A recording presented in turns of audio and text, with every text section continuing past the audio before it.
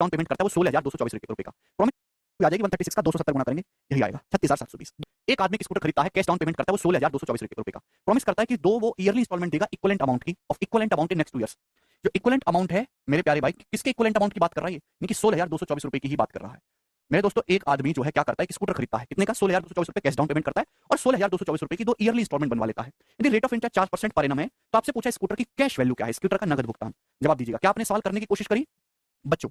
4% की fraction value होती है 1/25, ये होती है। तो मल्टीप्लाइंग फैक्टर क्या आएगा? 25 से 26। भाई एक साल में आपका पैसा 25 से 26 हो जाएगा, एक साल का मल्टीप्लाइंग फैक्टर है। 2 साल का कितना होगा? 25 स्क्वायर से 26 स्क्वायर, 625 से 676 हो जाएगा। आप बोलोगे हाँ जी सर। यहाँ पे सी बना लेते हैं ना बच्चों, 26 से गुणा कर लेते हैं। 26 गुणा 26 676। 25 की जब 26 में गुणा करेंगे तो कितना आएगा? 650, 650। आप बोलोगे हाँ जी सर बिल्कुल सही। तो मेरे प्यारे भी ये बात तो एकदम ठीक है, अच्छी बात है, यहाँ तक कोई दिक्कत नहीं। तो मेरे दोस्तों ये भी 676 की किस्त है, ये भी 676 की किस्त है। आप बोलोगे हाँ जी सर है भाई। 16,224 तो कैश डाउन पेमेंट कर ली, बाकी 16,224 रुपए की 2 इक्विवेलेंट इंस्टॉलमेंट और बनवा रहा है। देखिए 2 किस्त और दे रहा है 16,224 रुपए की। तो 676 की वैल्यू अगर सवाल में 16,224 रुपए है, घर से पढ़ के आओ पूरा लेक्चर तभी समझ जाओगे। आप बताओ कितने गुना है? तो 676 दूनी चला जाएगा मेरे दोस्तों, और ये आपका चला जाएगा 4 बार, 24 गुना 24 टाइम्स। तो मेरे भाई ये बताओ कि आदमी ने कर्जा कितना लिया है? व्हाट कर्जा हैव टेकन अवर आदमी? आदमी ने कर्जा लिया 650 प्लस 625 1275 यूनिट का, 1275 का आदमी ने कर्जा लिया है। और 1275 यूनिट की वैल्यू है मेरे दोस्तों 24 गुना। बात समझ में आ गई? आप बोलोगे हाँ जी सर। देखिए 1200 की 24 में गुणा करेंगे तो 28,800 आएगा। 12 गुना 24 288 होता है।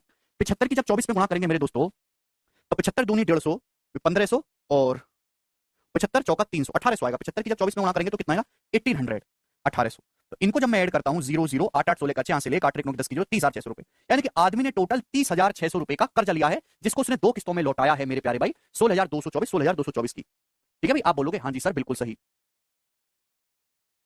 ठीक है प्यारे बच्चे, आपसे पूछा स्कूटर का नगद भुगतान क्या है? स्कूटर का नगद भुगतान, अगर स्कूटर का देखो उसने कर्जा 30,600 रुपए का लिया और उसने कैश डाउन पेमेंट की थी 16,224 रुपए की। अगर आदमी को इंस्टेंट खरीदना हो, नगद में खरीदना हो तो कितना पैसा पे करना होगा? 30,600 प्लस 16,224, यानी क्या आएगा? 46,824 रुपए। सवाल का आंसर है 468254 स्कूटर का नगद प्राइस होगा। आप बोलोगे हाँ जी सर। इसके बाद हम पार्टनरशिप करेंगे, पार्टनरशिप के बाद मेरे प्यारे भाई टाइम एंड वर्क। 75 की 24 में गुणा करके 1800 आए, 75 की 20 में 1500, 75 की 4 में 300, 1500 और 300 1800 हो गया। तो 30,600 का कर्जा लिया बट 16,224 की कैश डाउन पेमेंट करिए, मतलब स्कूटर का जो नगद प्राइस है नॉन कसम 46,824 रहा होगा। ये मेरे प्यारे भी आगे चलेंगे। नेक्स्ट और लास्ट क्वेश्चन है सीआई की इंस्टॉलमेंट का, फिर एसआई शुरू करेंगे। राजेश ने एक टेलीविजन खरीदा, जिसका खरीदा कि वो टू पे सम कैश डाउन पेमेंट की, वो कुछ पैसे की तो कैश डाउन पेमेंट करेगा।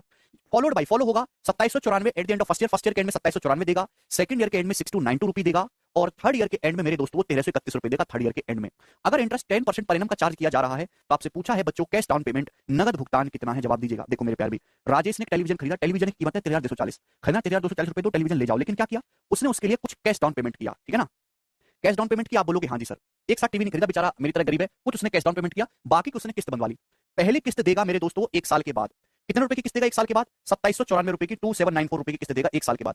दूसरी किस्त देगा इसके भी एक साल के बाद सेकंड ईयर में, कितने रुपए की किस्त देगा? 6292 रुपीस की, 6292 रुपीस की। तीसरी किस्त देगा इसके भी एक साल के बाद, जो कितने रुपए की होगी मेरे दोस्तों? 1331 रुपए की होगी। तीसरी किस्त इसके एक साल बाद देगा 1331 रुपीस की होगी। आप बोलोगे जी सर ब्याज की दर 10%, तो ये जो किस्तें दे रहा है हर साल अलग अलग है, ये कितने कर्जे के चुकाने के लिए दे रहा है किस्त? क्या आप नहीं निकाल सकते बेटा? ब्याज की दर अगर 10% है 1/10, तो मल्टीप्लाइंग फैक्टर एक साल का 10 से 11 है मेरे दोस्तों। भाई 10 का क्यों 11 का क्यों आप जानते हैं मेरे प्यारे दोस्तों? मैं ये कह सकता हूं कि 3 साल बाद, 1 2 3 साल बाद उसने 1331 रुपए चुकाए बच्चों। 3 साल के बाद चुकाए हैं कि नहीं चुकाए? आप बोलोगे सर चुकाए तो हैं। भाई 3 साल का मल्टीप्लाइंग फैक्टर कितना है मेरे दोस्तों? 10 का क्यूब रेशियो 11 का क्यूब, यानी कि अगर आज उसने 1000 रुपए उधार लिए, एक साल का मल्टीप्लाइंग फैक्टर 10 रेशियो 11, 3 साल का हो गए। आज अगर उसने 1000 रुपए उधार लिए तो 3 साल बाद 1331 रुपए चुकाएगा। 1331 की वैल्यू 1331 है तो 1000 की वैल्यू है 1000, यानी कि 1331 जो उसने 3 साल बाद चुकाए, क्यों चुकाए? कि आज उसने 1000 रुपए का कर्जा लिया है। तो 1331 3 साल बाद ना देके अगर आज के आज जमा करता तो केवल 1000 रुपए ही देना पड़ता, 1000 ही देना पड़ता। आप बोलोगे हाँ जी सर बिल्कुल सही, 1000 रुपीज ही हमको पे करना पड़ता। उसने 2 साल के बाद 6292 रुपए चुकाए, 2 साल के बाद। सुनो, एक साल का मल्टीप्लाइंग फैक्टर 10 रेशियो 11, 2 साल का मल्टीप्लाइंग फैक्टर होगा 100 रेशियो 121। अगर आज उसने 100 को उधार लें तो 2 साल बाद 121 चुकाना होगा। शुरुआत से एक और एक 2 साल के बाद 692 उसने चुकाया, बताओ कितने गुना है? 121 की वैल्यू 121 पंजे 605 बचेगा 24, 121 दूनी 242, 52 गुना, यानी कि 5200। यानी कि अगर आज उसने 5200 रुपए उधार लिए तो 2 साल बाद 6292 चुकाना होगा। मतलब ये पैसा एक और एक 2 साल बाद ना चुका के अगर आज ही चुकाया होता तो केवल 5200 रुपए में उसका कर्जा निपट जाता, 5200 रुपीज में उसका कर्जा उतर जाता। आप बोलोगे हाँ जी सर बिल्कुल समझिए। एक साल के बाद उसने 2794 रुपए की किस्त दी, एक साल के बाद।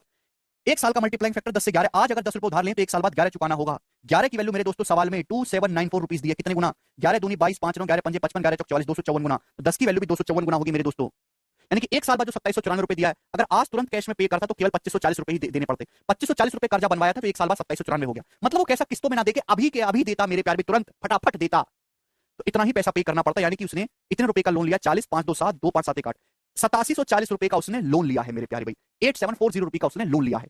क्लियर? रिवर्स क्वेश्चन है बच्चों, लेकिन ये नहीं पूछा पूछा कैश डाउन पेमेंट क्या होगी बच्चों। देखो 13240 का टीवी था, लोन उसने 8740 का लिया है, तो बाकी का पैसा कहां गया? बाकी का उसने कैश पेमेंट कर दिया, कैश डाउन पेमेंट। इसमें से घटाएंगे मेरे दोस्तों 0 बार में 7 या 5 बार में 60 4 45 रुपए, तो 4500 रुपीज का उसने कैश डाउन पेमेंट किया है। बी ऑप्शन इस सवाल का आंसर है, बहुत ही बेसिक सवाल था, ठीक है ना। ये टाइप भी आपका समाप्त हो गया, जनरली इसको कोई बताता नहीं है, मैंने आपको बता दिया। दोनों क्वेश्चन हो गए। नेक्स्ट चलते हैं मेरे प्यारे भाई 14 नंबर, एक सवाल और है